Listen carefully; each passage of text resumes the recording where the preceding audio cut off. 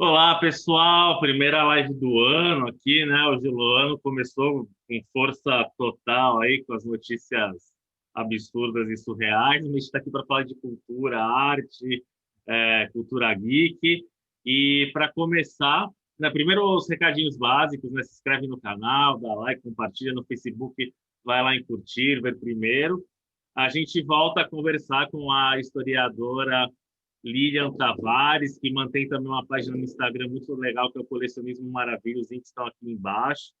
E a gente vai falar sobre o filme Mulher Maravilha 1984, que estreou no dia 17 de dezembro, no Brasil, nos cinemas que se mantêm abertos, lá no exterior, nos cinemas e no HBO Max, que é o serviço de streaming da HBO, da HBO, para quem preferir, né? E já foi confirmado um terceiro filme da franquia também, com a Gal Gadot, a Patty Jenkins. Filha, obrigado. Eu já queria começar perguntando o que você achou do filme. Eu sei que você é muito fã, você assistiu mais de uma vez, né? O Sim. filme, sua visão geral do filme. Depois a gente vai aprofundando a discussão aí, falando da repercussão também. Maravilha. Bom, primeiramente, obrigada mais uma vez pelo convite, André. Prazer estar aqui novamente. Aproveitar o gancho que você deu aí no início, desejar um feliz ano novo para todos, apesar de todas aí as circunstâncias, que seja um ano muito melhor do que o ano anterior. E, assim, com relação ao filme, como historiadora que sou, vou contextualizar um pouco aí, não falar diretamente do filme, mas como foi o contexto de ir assistir esse filme, né? Porque na live que nós gravamos anteriormente, eu cheguei a comentar, né? Você perguntou o que eu esperava do filme e eu falei, eu não aguento mais esperar, né? Porque eram tantos adiamentos, enfim. Até o momento que o filme estreou, finalmente, e eu fui assistir, vi no cinema, e assim, tem dois contextos aí, né? Depois de um ano tão desafiador como foi 2020, terminar o ano assistindo a esse filme, praticamente o único grande filme que estreou aí após o período de março, e mesmo contando aí o ano todo, né? Foi o grande lançamento, e assim, eu fui assistir, já havia aí cerca de 10 meses que eu não ia ao cinema.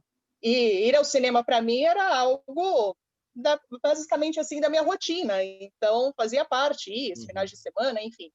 Então, terminar o ano, depois de 10 meses, ir ao cinema e ainda assistir Mulher Maravilha, então, assim, teve um contexto muito emocional, sabe? De sentar ali na poltrona e falar, meu Deus, voltei ao cinema, que bom.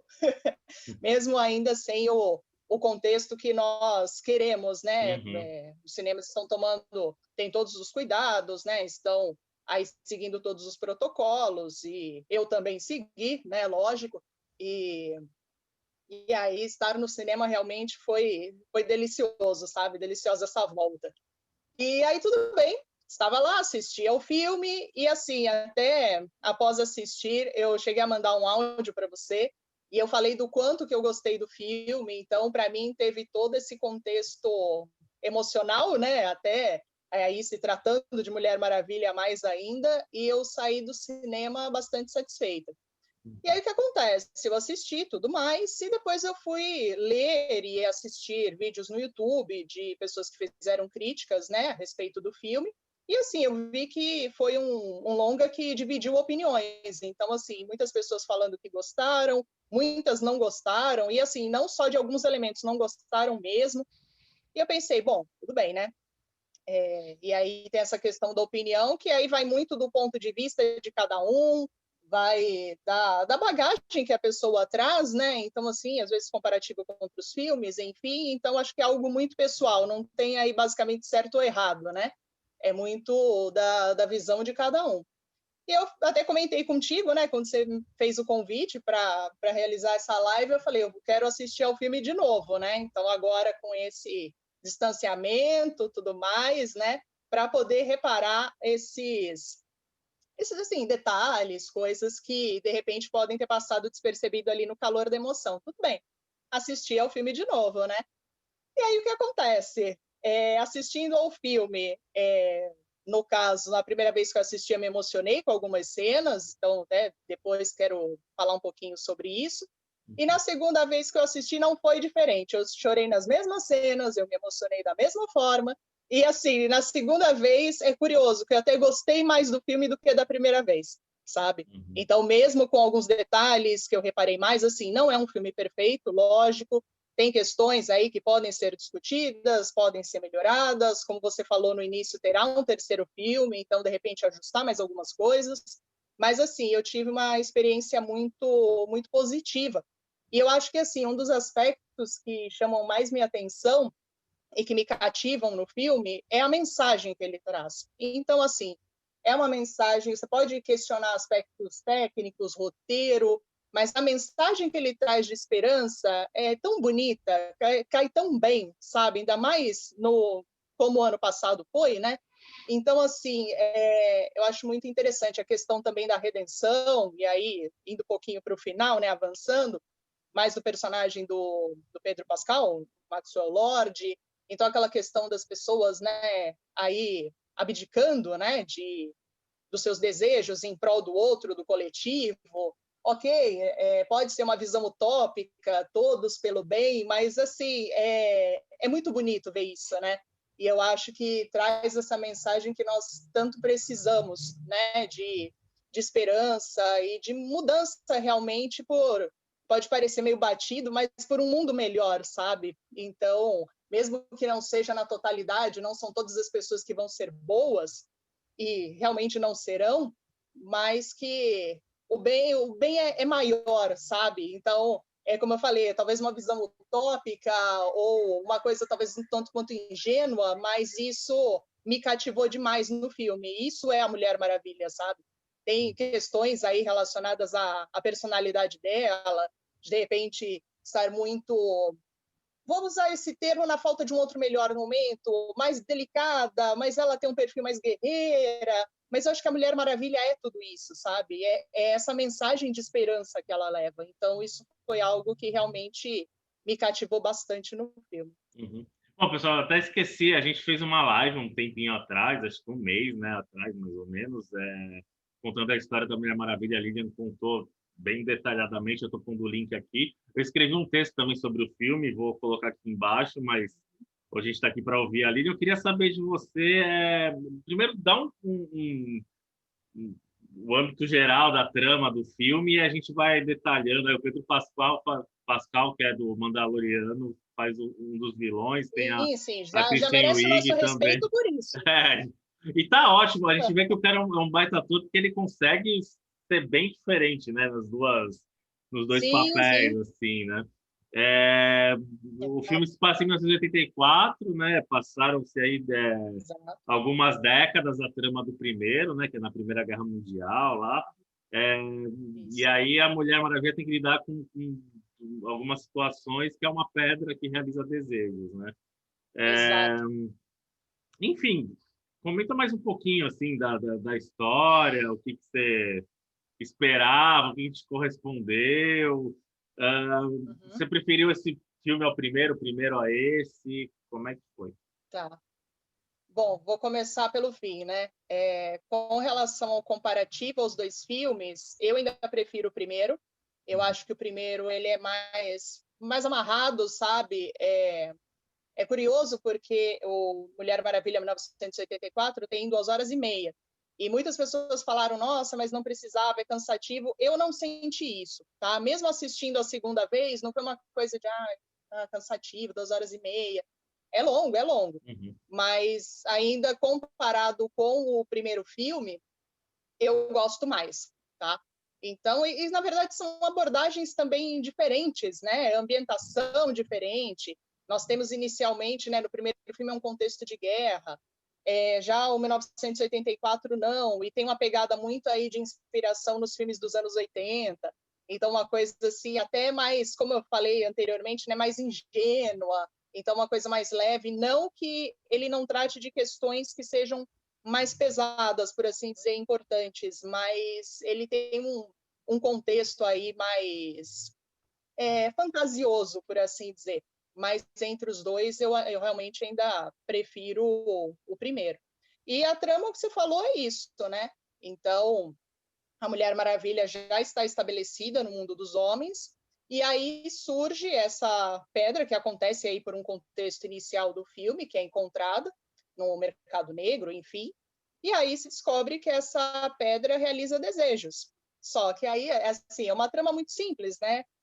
A questão é que essa pedra vai cair nas mãos erradas, e nas mãos erradas ela pode fazer um grande estrago, e aí cabe à Mulher Maravilha reverter isso. Só que aí ela também tem a perder com isso, né?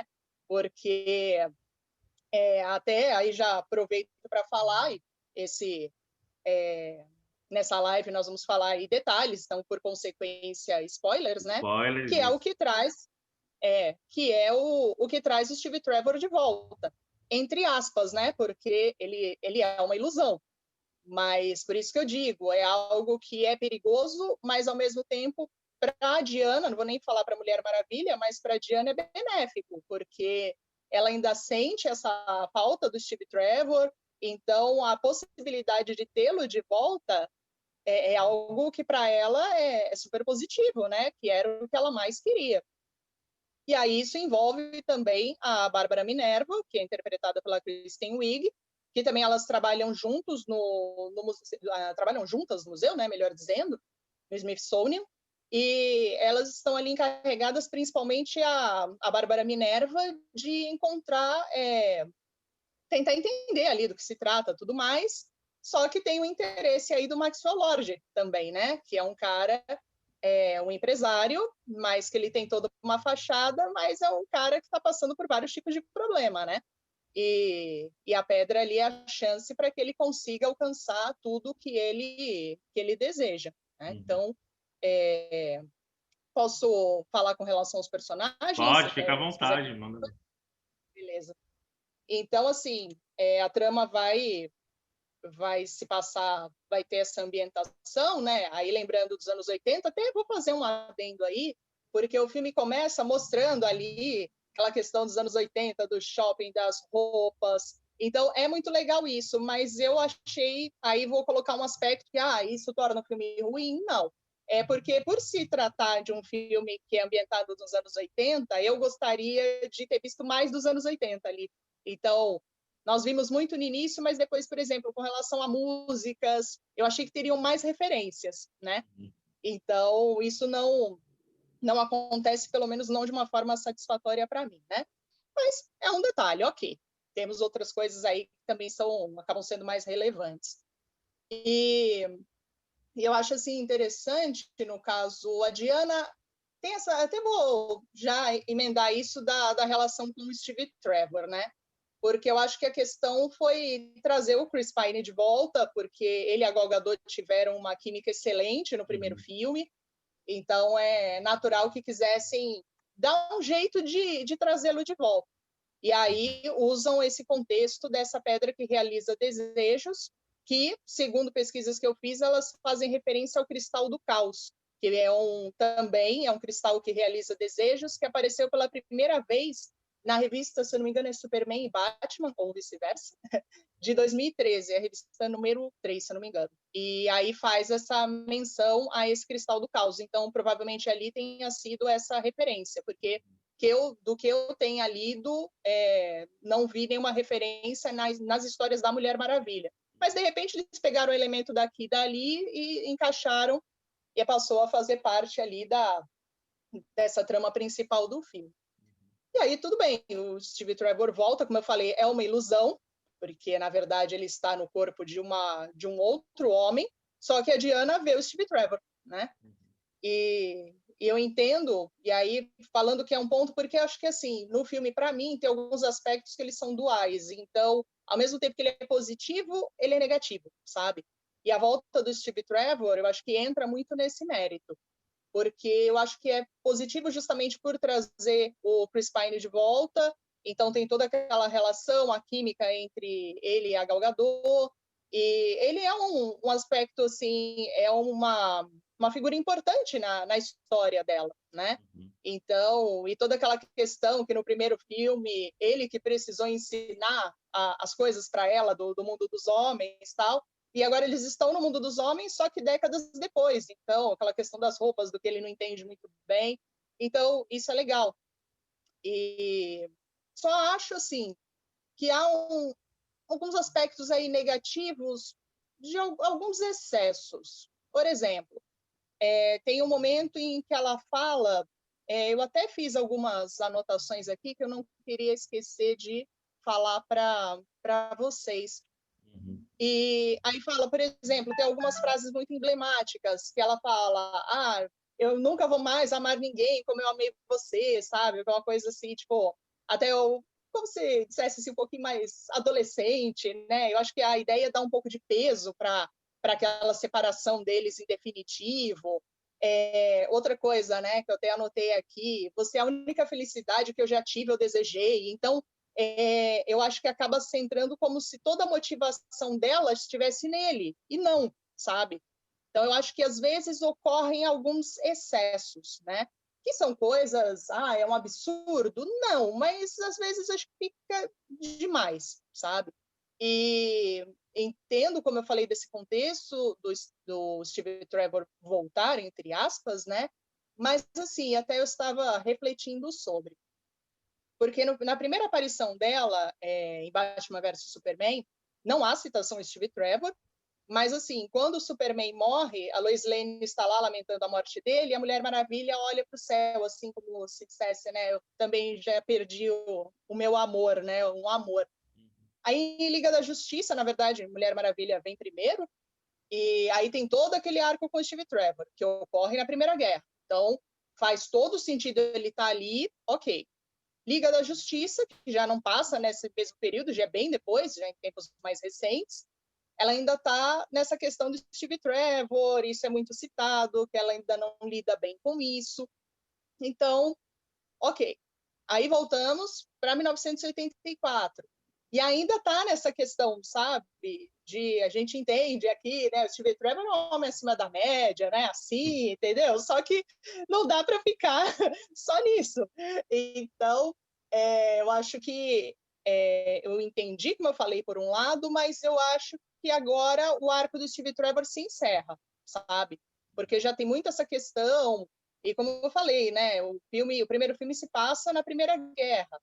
Esse se passa em 1984, quase aí 70 anos depois. E essa questão ainda não está resolvida para ela. Então, eu acho que agora esse fechamento é o suficiente. Adoramos o Chris Pine, mas deixa ele seguir o rumo dele. Agora vamos para outro caminho, sabe? Então, acho interessante isso. Por isso que eu falei que é uma dualidade aí. É algo que eu acho interessante. Falando disso, muitas coisas aqui a gente pode falar, mas só dando esse primeiro gancho, emendando aí com a trama, né? Que é inevitável falar desse ponto principal, né? Dessa volta dele, que foi tão questionada por todo mundo. E muita gente gostou, muita gente não gostou. Eu gostei, por um lado, do que eu disse, mas, por outro, acho que agora fecha-se um círculo, e pode dar sequência aí sem mais a presença dele, entendeu? Uhum. E a relação da Diana com a Bárbara Minerva, você achou que foi bem desenvolvida? A questão do ciúme depois? Olha, eu gostei muito da Kristen Wiig como Bárbara Minerva, / Mulher Leopardo, gostei muito. Quando ela foi escolhida, conhecia mais a atriz pelas comédias, então não tinha outras referências. Falei, bom, vamos ver, né? E é como eu disse também na live anterior, com relação à escolha da Gal Gadot, né? Eu preferi esperar, vamos ver o que acontece, não já chegar como muita gente fez, má escolha, tal. Então, assim, eu acho que tem coisas que a gente tem que aguardar um pouco. E eu gostei muito da construção da personagem. Acho que tem uma questão aí também, como a volta do Steve Trevor, né? Eu acho que trazer a personagem como aquela mulher desajeitada, que não tem muita atenção, tal, acho que é uma coisa um tantinho aí quanto batida, sabe? Então, mas eu acho que, por outro lado, foi uma forma de trazer uma versão, não seria uma versão, mas um perfil diferente da Diana. Enquanto a Bárbara Minerva, ela não se relaciona com as pessoas, ela é mais introvertida, a Diana é o oposto. Então, eu acho que é o fio condutor para que ela queira ser como a Diana, né? Então, e acaba sentindo essa inveja e querer ser como ela. Então, acho que é uma dualidade aí, mas gosto de como a Bárbara Minerva foi exceto esse detalhe, né, que eu falei, mas eu acho que ela foi bem desenvolvida. Só que, bem desenvolvida essa parte aí, podemos dizer, de origem, né? Mas eu senti falta, por ter gostado, de que, assim, no fato de que ela aparecesse mais. Eu acho que ela acaba sendo uma vilã coadjuvante, porque o Maxwell Lord é o grande vilão do filme. Isso é fato. Mas ela, assim, gostei da caracterização dela como Mulher Leopardo, achei que ficou bonito. Muitas pessoas falaram, mas são poucas cenas, ela aparece mais em cenas escuras, não dá muito bem, assim, para visualizar. Eu gostei do que eu vi. E justamente senti falta disso, porque eu gostaria de ver mais não bem a relação dela como Bárbara Minerva, eu acho que isso fica bem desenvolvido, mas vê-la mais como Mulher Leopardo. Então, a cena de luta final ser mais estendida, que eu acho muito legal, aquela hora que a Mulher Maravilha coloca a armadura e a Mulher Leopardo ataca, e assim, ela vai quebrando a armadura, porque ela tem muita força mesmo. Então, assim, eu acho muito legal isso. A cena é bacana, só que eu acho pouco da personagem. Mas vale dizer aí, né, é bom que se pontue que no final, quando as pessoas renunciam aos seus desejos, ela não renuncia. Então, assim, só aparece ela assim, né? Parece que está retomando uma consciência, mas ela não renuncia. Então, assim, eu acho que há uma possibilidade de trazê-la de volta. E eu espero que traga. Até, de repente, talvez para um terceiro filme, como ela já foi apresentada, é muito provável que ela não seja a vilã principal. Mas, de repente, trabalhar junto com esse próximo vilão, barra vilã. Depois eu vou falar que eu tenho uma escolha aí pessoal, que eu acho que seria interessante para o terceiro filme. Mas acho bacana, sim. E, André, só mais uma coisa aí, se me permite, falar de um aspecto que é tratado no filme e que envolve a Bárbara Minerva, que é a questão do assédio. E eu acho, assim, que isso foi bastante pontual e interessante, porque, assim, se você perceber, tanto a Diana é muito assediada, e é uma coisa, assim, que você começa a ver, assim, de uma forma incômoda, né? E a Bárbara Minerva também sofre um assédio, mesmo sem ser aquela mulher sexy, enfim. Ela tá ali, né, sem aqueles poderes que ela adquiriu depois. E tem essa cena de assédio que a Diana vai e defende. E ela fala, a Diana fala algo assim, nossa, esqueci minhas chaves, alguma coisa assim, tipo uma desculpa esfarrapada para dizer que ela estava ali, né? Mas eu acho que traz um elemento que a Patty Jenkins teve uma boa sacada, porque hoje nós discutimos muito, e ainda bem, todas as questões relacionadas à mulher, à igualdade, ao respeito, tudo mais. E eu fico pensando, né, hoje tantas situações ainda acontecem com a mulher, imagina nos anos 80, sabe? Então isso é pontualmente retratado e também traz um aspecto que, assim, eu acho que também, acho não, né, no meu ponto de vista, tem muito a ver, né? Primeiro, daquele cara que assedia ela, então da importância de tanto é falado hoje do não é não, sabe? Então, o cara vem, ele insiste, ele pega no braço dela, sabe? Então, eu acho que é um aspecto importante. Outra coisa, você vê que quando ela é assediada a primeira vez, ela tá com uma roupa super normal, ela não tá nada chamativa. Então, também eu acho que pontua de uma forma interessante, de que, olha, o assédio não se dá por causa da roupa que a mulher está usando, ou porque como ela está se portando, simplesmente o assediador vai e ele assedia, sabe? E tanto que quando ele assedia ela uma segunda vez, ela já tem os poderes de mulher leopardo, e ela vai para cima, ela olha e fala, não, agora eu posso te encarar. Então, no fundo, você olha e fala, você continuou com isso, né? Porque, na minha opinião, claro, as coisas não devem ser resolvidas com violência. Eu acho que as coisas poderiam se basear muito mais por você se colocar no lugar do outro, pelo respeito, mas não dá para negar que na hora que ela faz isso, você pensa, querido, você provocou, né? Agora você está lidando com uma mulher super poderosa. Então, eu acho que é um ponto aí que talvez as mulheres percebam mais, talvez os homens passem por isso assim batido, mas que eu acho uma sacada bem interessante. A Patty Jenkins, no primeiro filme, cita o Superman de 78, né? Fala um pouquinho das influências aí do filme. Tem a cena Uhum. do beco, né? No primeiro filme, que remete à cena do Christopher Sim, Reeve com a... E nessa tem a cena do voo também, né? Do primeiro voo e sim. tal. Acho que foi uma das Uhum. cenas também assim que mais me cativaram. A Gal Gadot tá bem natural nessa cena também, né? A descoberta, conseguiu voar. O que você achou dessa?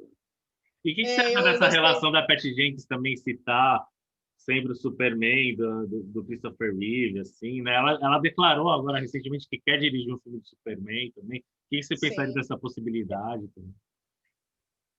Eu acho interessante. Gostaria de ver uma diretora, e no caso a Perry Jenkins, que já demonstrou esse interesse aí publicamente de fazer isso.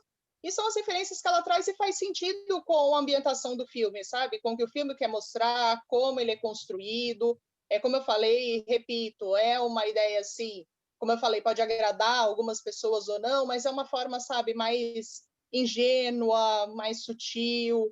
Então, eu acho que faz muito sentido aí essas referências que ela usa. E, na verdade, tem referências aí bem legais, né? Como essa questão do voo, e aí não, essa segunda referência não relacionada ao Superman, mas do jato invisível. Uhum, Todo mundo falou, vai ter o jato, não vai ter o jato. Então, assim, foi uma forma também sutil de colocar isso para os fãs, sabe? uhum. Então, eu acho que essas referências são válidas para o filme. E agora, né, para um próximo, aí vai depender muito da ambientação do que a Perry Jenkins pretende trazer. Uhum, Mas eu acho que, na verdade, o filme não se inspira só em Superman, mas em várias obras dos anos uhum, 80, né? Então, eu uhum. acho que realmente nesse contexto aí faz bastante sentido. Até o tipo de fotografia lembra bastante, né? O tipo de vilão, que é o E vilão meio... bobão, né? Como aquela Né? cena do shopping. Uhum. É, esse poder da Mulher Maravilha, que ela transforma o jato invisível lá, é um poder canônico, assim, dos quadrinhos, que ela Olha, consegue. do que eu tenha lido, não. Porque, assim, tem algumas referências do Jato Invisível ser, na verdade, se eu não me engano, eu não lembro agora qual é o arco, os 952, talvez, eu não lembro. Mas que o jato, na verdade, seria um tipo de um avião do Steve Trevor, mas que é modificado tecnologicamente, modificado pela tecnologia das Amazonas, melhor dizendo, se transformando no jato invisível. O jato, em um outro arco, ele é, na verdade, o cavalo alado Pegasus, que é transformado no jato. Então, assim, do que eu tenha lido, não há essa referência. Então, porque essas outras também que eu citei não se encaixariam nessa história, né? Então, acho que foi uma forma ali, se não faz parte, né, de nenhum arco inventada, mas para trazer essa referência. E claro que todo mundo gostou assim de pelo menos ver, porque eu acho que foi uma coisa assim que não ficou bobo, sabe? Não ficou aquela coisa meio, sei lá, que as pessoas questionavam, vai colocar o jato, mas o jato é invisível, não tem nada a ver, aí lembra da animação de Super Amigos, tal. Então, assim, eu acho que ficou legal. E, assim, foi muito pontual também. Foi uma coisa que foi insistindo naquilo, foi aquela cena ali específica, que também tem aquela questão dos fogos e toda a relação dela com o Steve Trevor, que até a fala dele também se conecta com o momento em que ela aprende a voar. Uhum. Então, eu acho que ok ali, sabe? Mas é uma referência e tanto.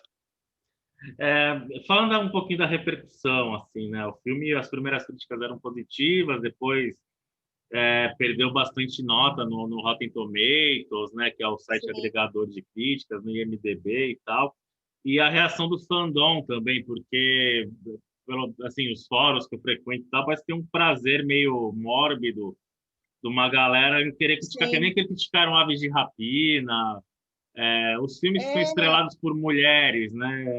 O que você vê dessa situação toda? Porque tem filmes muito ainda há piores uma que não têm essa resistência. reação, né?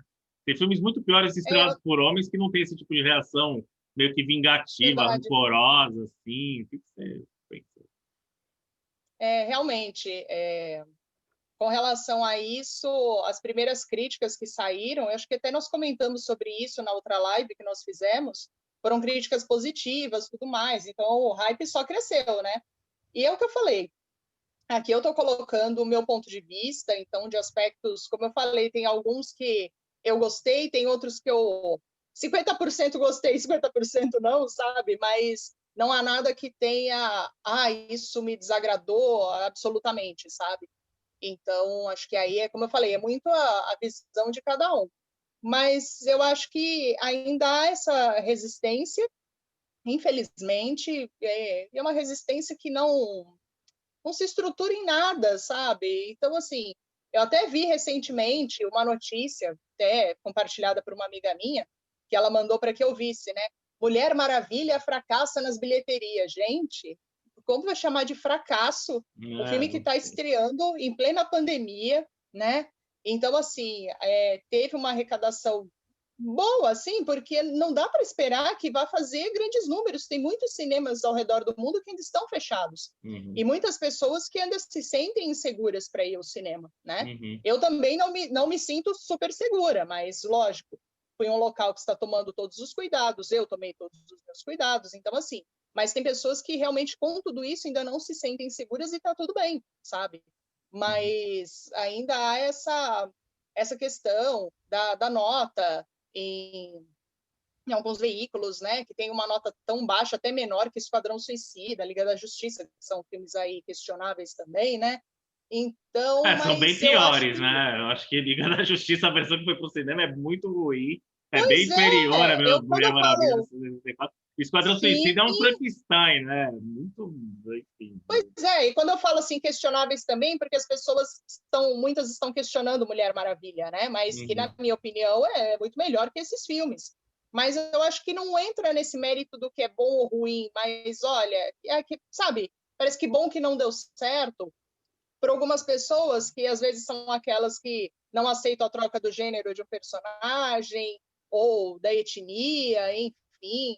Então, como eu falei, tem coisas que são questão de opinião e tá tudo bem se você não gostar de uma versão ou você, como eu falei, né, de pessoas que não gostaram de Mulher Maravilha 1984, tá bom. Mas se a gente consegue perceber essa diferença, às vezes, no tom das pessoas, no tom das notícias, como ela é colocada, não é algo, olha, uma opinião. Não, é aquela coisa, no fundo, está comemorando isso. E eu não sei para quem isso é bom, sabe? uhum. Porque, como eu digo, já disse, né? Tem diferentes formas de representação, tem espaço para todo mundo. Então, às vezes as pessoas acham, tem que ser desse jeito, sempre assim. Como teve uma questão aí da imagem que saiu recentemente da Mulher Maravilha, que seria na Guerra da Crimeia, e ela tá, tipo, segurando três cabeças. Você fala, meu Deus, essa mulher é matadora, né? E aí muitas pessoas falaram, mas essa é a versão mesmo da Mulher Maravilha, ela é mais, vou usar um termo aqui, casca grossa, ela não é essa Mulher Maravilha que foi apresentada no 1984. E é como eu também disse lá no início, ela tem diferentes representações, até nos quadrinhos mesmo. Então tem quadrinhos que ela é mais, tem essa vertente mais guerreira, como nos Novos 52, Uhum. tem outras que tem esse aspecto mais sutil, por exemplo, eu citei que a minha HQ preferida dela é o Espírito da Verdade. Equilibra bem ali, né? Então, tem um lado até mais humanizado dela, que eu acho que nesse filme é o que ficou mais evidente. No primeiro nós vimos mais a guerreira, é aquela que viu que o general, ela achou que o general era o deus da guerra, ela foi lá e matou o cara. Então, assim, mas por um bem maior, né? Pensando ali naquele contexto. Nesse filme, não. E você vê que não tem o uso da espada, é aquela coisa que ela usa mais o laço.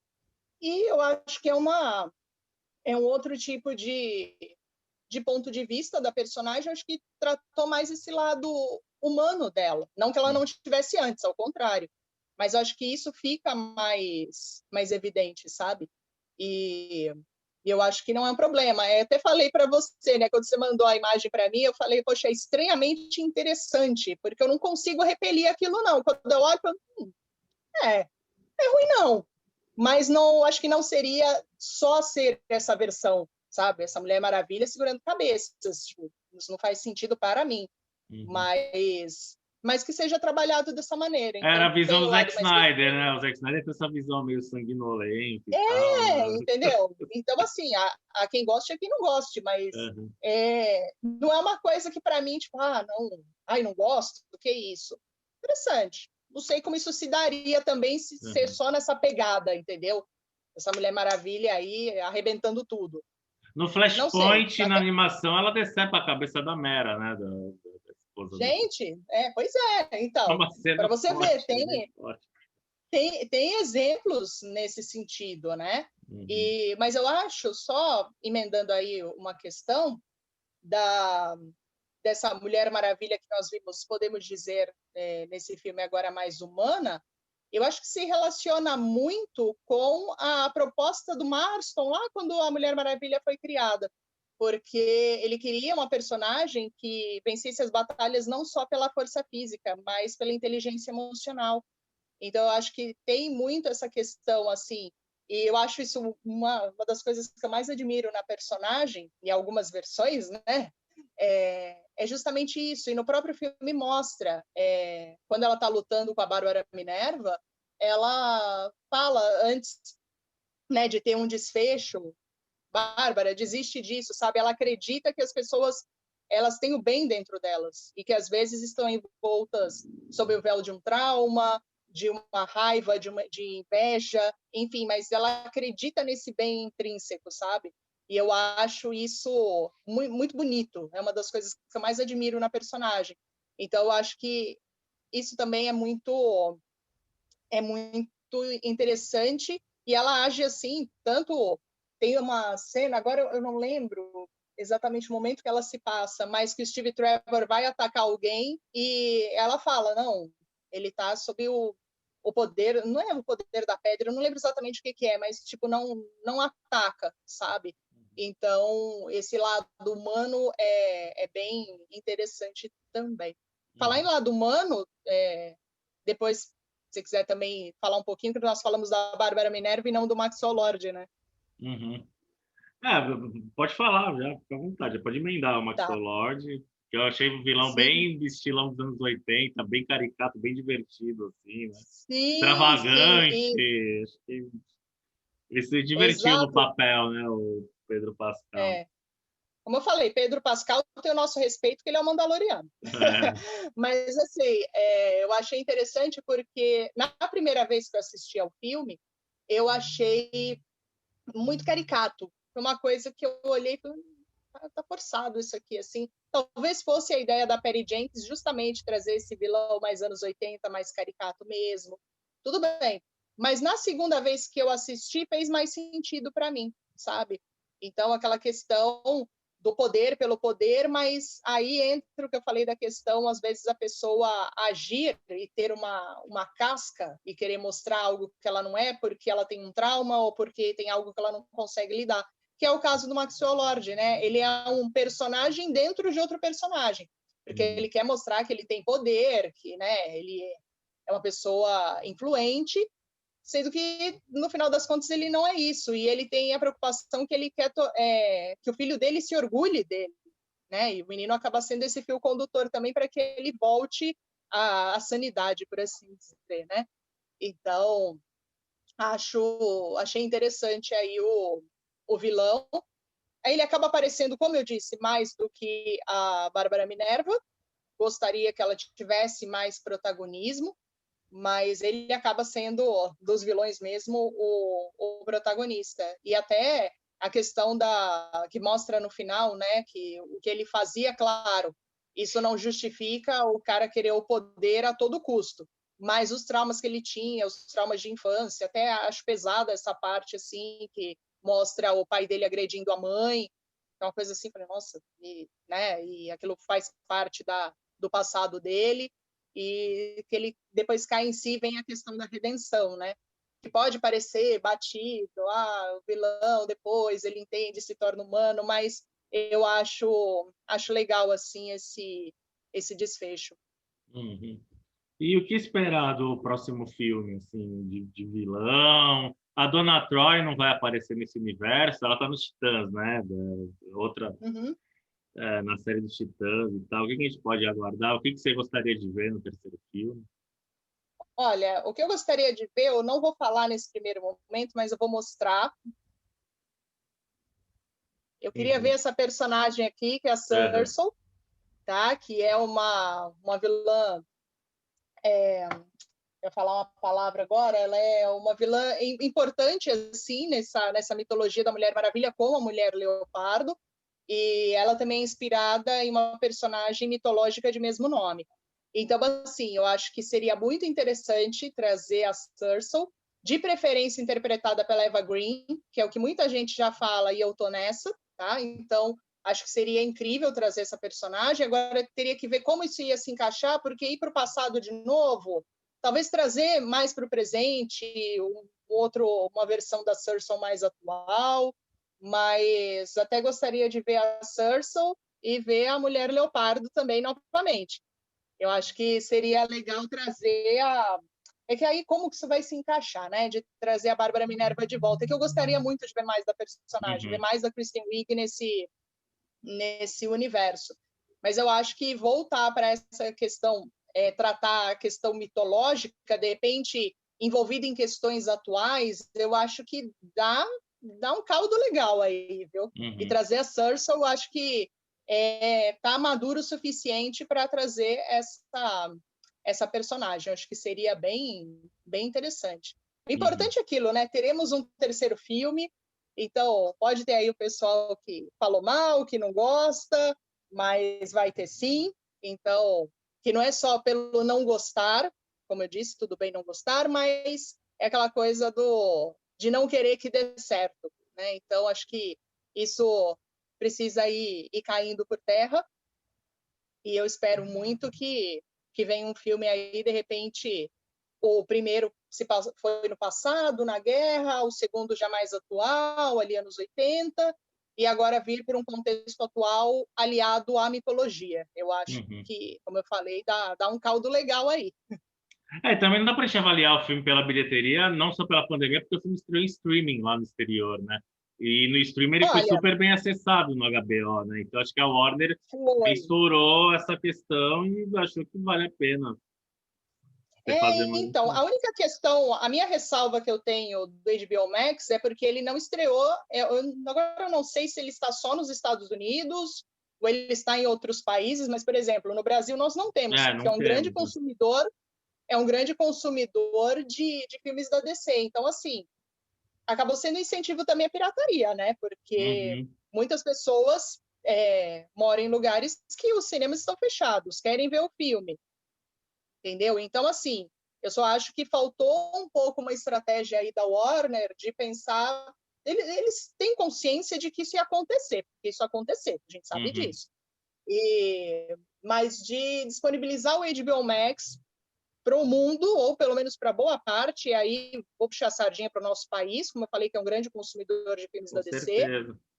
eu acho que deveria ter pensado nisso. Coloca Uhum. esse serviço, sabe? E estreia o filme da maneira correta, tanto nos cinemas como estreou, mas no serviço de streaming. Acho que faltou pensar um pouquinho no público de outros lugares do mundo.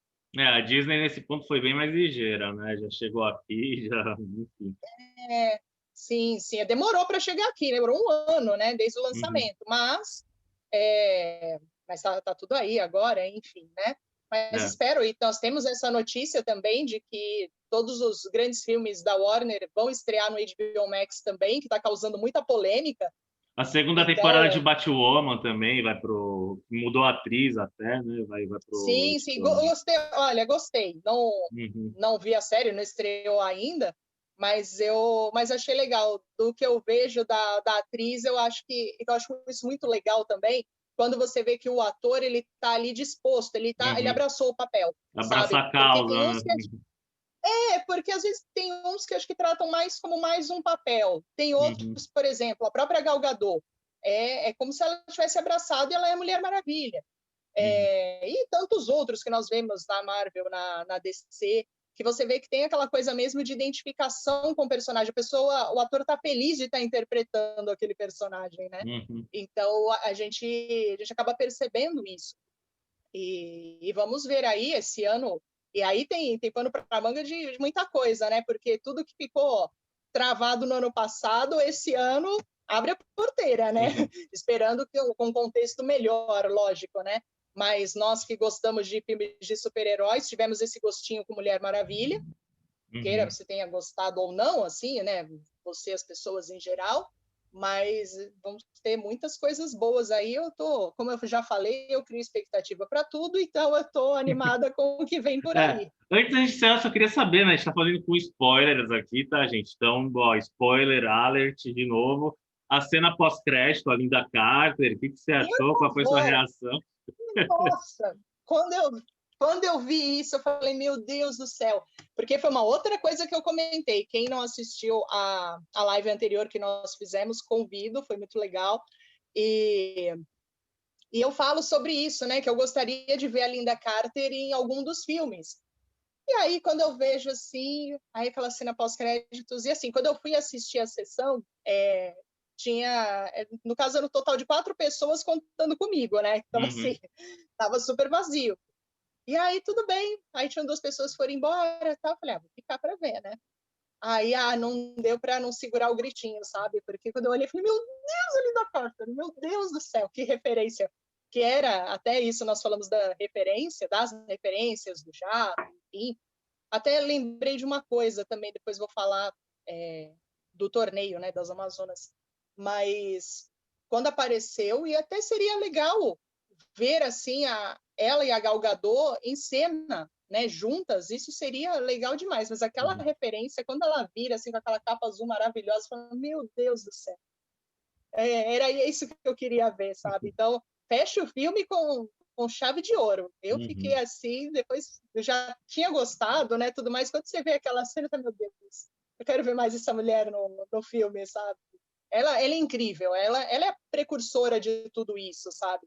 Então, a Gal E Gadot, eu acho generosa que também, né? Porque que nem o Jack Nicholson ficou praguejando o Heath Ledger quando o Heath Ledger foi fazer o Coringa.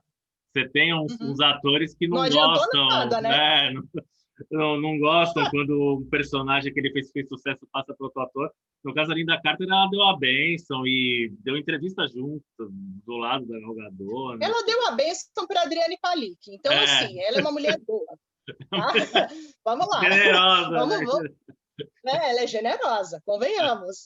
Mas, mas assim, é muito legal. E dá para perceber, até recentemente teve, foi ao ar pelo Instagram, agora talvez da própria Gal Gadot, enfim, um bate-papo dela com a Linda Carter.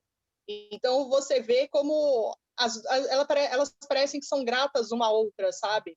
Então a Uhum, Gal Gadot é grata porque a Linda Carter foi assim, tiveram outras antes, mas a que teve maior destaque foi ela mesmo, né? uhum, Quem traz a Mulher Maravilha à vida. E a Linda Carter tem essa gratidão porque a Gal Gadot está levando isso para frente depois de tanto tempo, né? uhum. Então finalmente está construindo algo aí para a personagem e que está tornando ela cada vez aí, bom, ela já era importante, né? Mas eu digo aí no cinema, uma personagem cada vez mais importante e indispensável, sabe? Foi uma Uhum. referência incrível.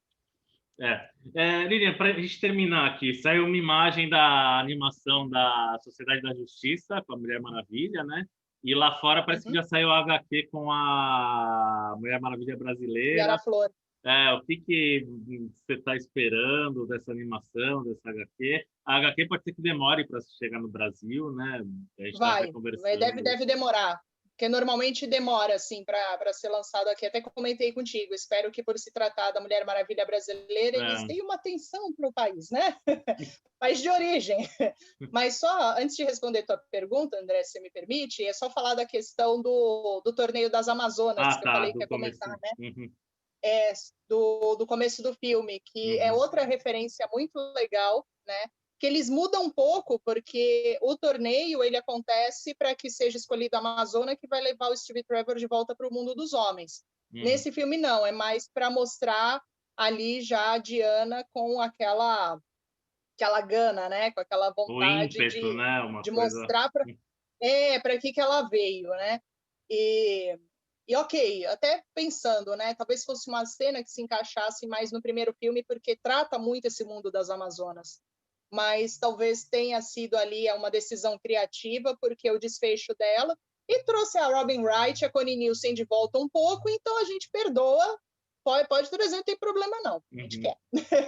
Mas, assim, eu acho que talvez para dizer ali que nada que é bom nasce de mentiras, nenhum herói de verdade surge por meio de mentiras, e isso acaba se relacionando com o que acontece posteriormente no filme. Então, acho que acabou se encaixando ali nesse sentido, e ver a referência também E a menina, a legal. atriz, ela é ótima, né? É a mesma que fez a Mulher Ela Maravilha é. Pequena no...